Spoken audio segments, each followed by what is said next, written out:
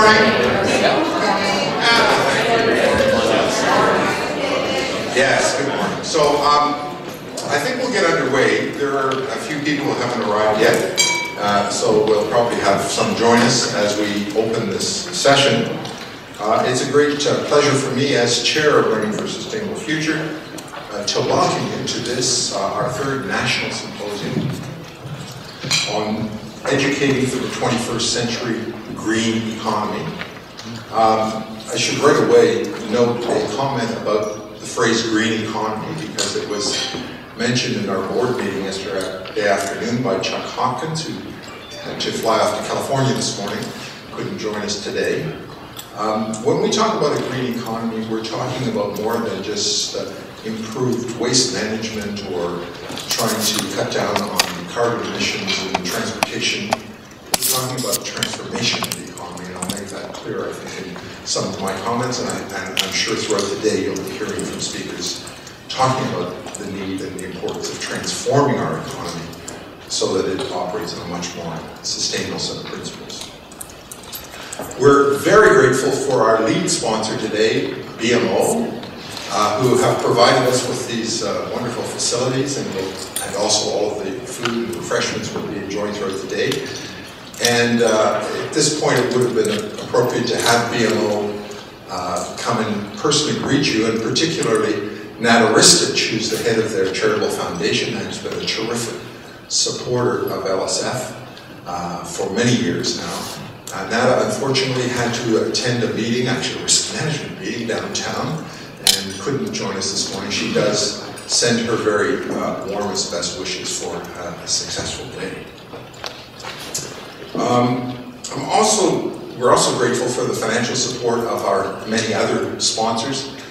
You have, I think, in front of you a copy of our annual report, hot off the press. All of our sponsors and donors and in many respects partners are listed there, and you'll be hearing a little bit more about them later on, but our organization wouldn't exist without their support, so we're very grateful for what they do for us.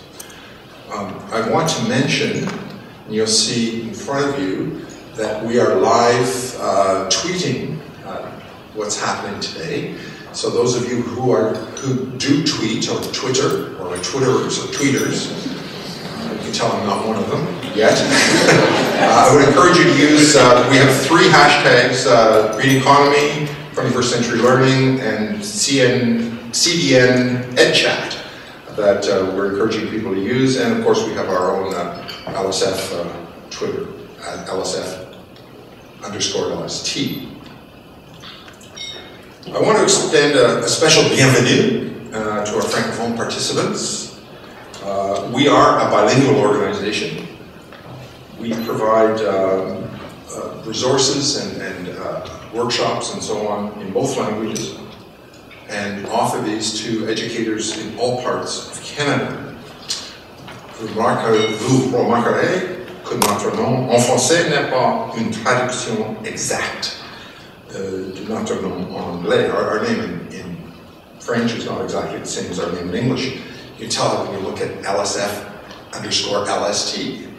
So in French, we are l'éducation au service de la terre, not l'apprentissage pour le futur durable, which would have been the exact translation.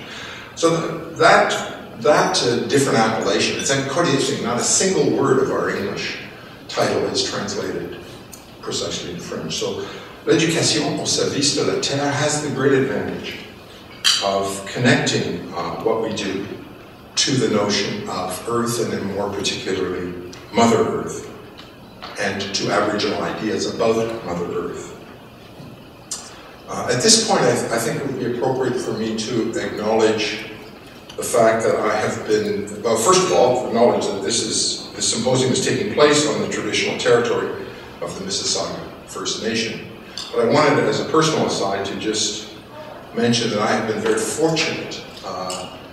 I've been privileged to have a number of wonderful Aboriginal teachers who have taught me a great deal about Aboriginal philosophy and wisdom. And often these teachers have come to me disguised as students. And in fact, the very first of my student/teachers is Duke Redbird. Now, I don't think, is Duke in the room yet today? He joined us last night. I'll just say a little bit about Duke. Duke is a poet, playwright. He is a filmmaker. He is an artist. He's a political leader. He's one of the founders of the Ontario Métis Non-Status Immunity Association. And nearly 40 years ago, he completed a master's thesis at York University under my supervision called We Are Métis. So Duke, I hope will join us soon, and I just wanted to acknowledge his importance in my education.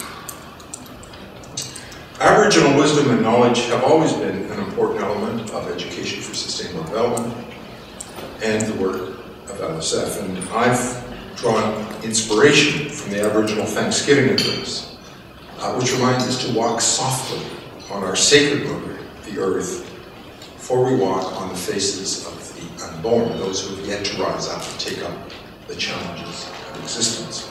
The word mother in the Haudenosaunee language means you who gave me life, so the concept of Mother Earth is you that makes life possible for all of us.